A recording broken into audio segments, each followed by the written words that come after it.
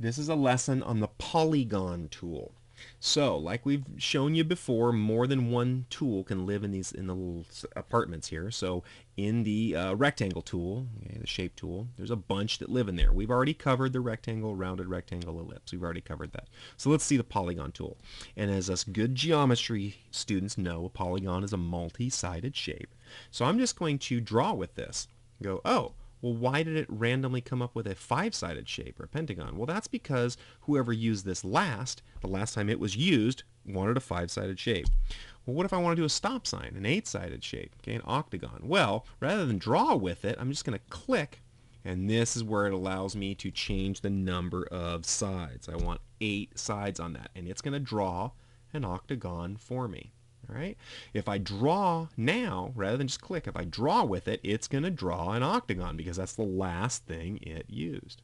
Right?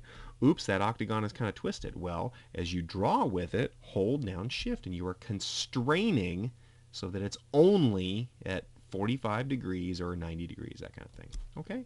So now to change, let's say I want to put a triangle in there somewhere for some, warning sign or something. Well, I have to click and change the number of sides. So the triangle, 3 sides, and now magically it's a 3-sided shape, and I can make it yellow, or ooh, that's not yellow, pretty yellow. So now if I draw another one, it's a triangle. Okay, it's the same thing because that's the last thing I used. And if I hold down Shift, I can get that nice level triangle. But that is the polygon tool. You change the number of sides, and it's going to retain, or it's going to use whatever setting was last used.